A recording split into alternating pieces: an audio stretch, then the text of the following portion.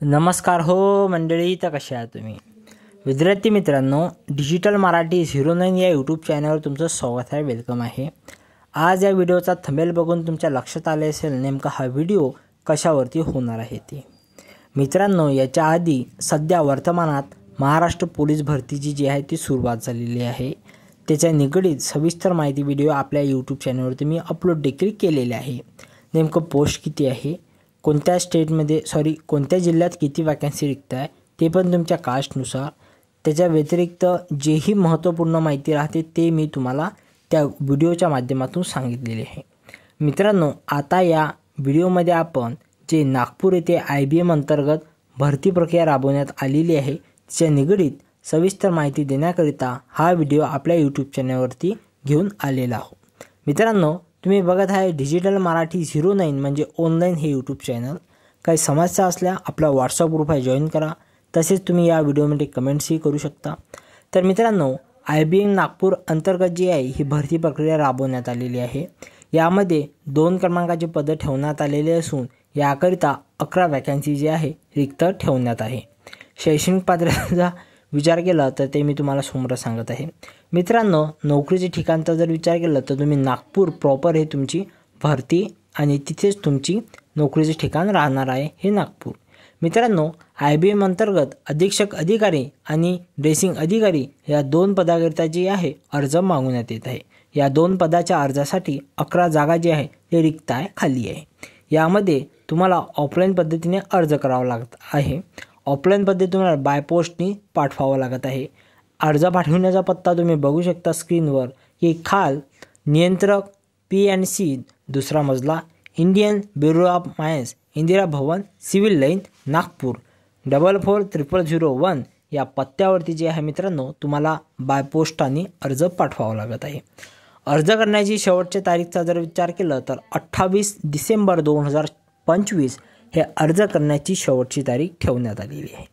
त्या व्यतिरिक्त जे 2 क्रमांकाचे मी तुम्हाला पद सांगितलेले आहे त्यामध्ये कोणत्या पदासाठी किती जागा आहे ते तुम्ही स्क्रीनवरती बघू शकता।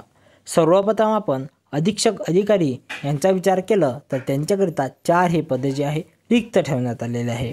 त्याच्या व्यतिरिक्त ड्रेसिंग अधिकारी या 2ऱ्या क्रमांकाच्या पदाचा जर विचार केला तर यांच्याकरिता 7 क्रमांकाचे पद जे आहे ते खाली ठेवण्यात आलेले आहे। त्याच्या व्यतिरिक्त एज्युकेशन क्वालिफिकेशन शैक्षणिक पात्रता जर विचार केला तर भाऊ पाहिले आपल्याला कुठं समजते कोणती डिग्री होतं, तुम्ही स्क्रीनवरती बघू शकता। पहिल्या पदासाठी आणि 2ऱ्या पदाकरिता हे जे आहे शैक्षणिक पात्रता मागितलेली आहे। अधीक्षक अधिकारी यांच्या पगाराचा विचार केला तर 1,23,000 ते 2,15,000च्या जवळपास पगार राहणार आहे। आणि ड्रेसिंगचा सुद्धा अधिकारी म्हणून आहे 78,800 ते 2,09,200 ह्याच्या मधोमध जे आहे स्टार्टिंग पगार राहणार आहे। तर अशा स्वरूपाची जी आहे IBM अंतर्गत भरती प्रक्रिया राबवण्यात आलेली आहे। यामध्ये जेही महत्त्वपूर्ण माहिती असेल ते मी शॉर्टमध्ये इथून लिहून आणली आणि ते तुम्हाला दाखवत आहे। यामध्ये जर तुमची काही समस्या येत असेल तर तुम्ही कमेंट करू शकता। तसेच आपला व्हॉट्सअप ग्रुप देखील आहे, तो तुम्ही जॉईन करू शकता। यामध्ये तुम्हाला मास्टर डिग्री मागितलेली आहे, ती तुम्ही स्क्रीनवरती बघू शकता की काय क्वालिफिकेशन मागितलेलं आहे ती।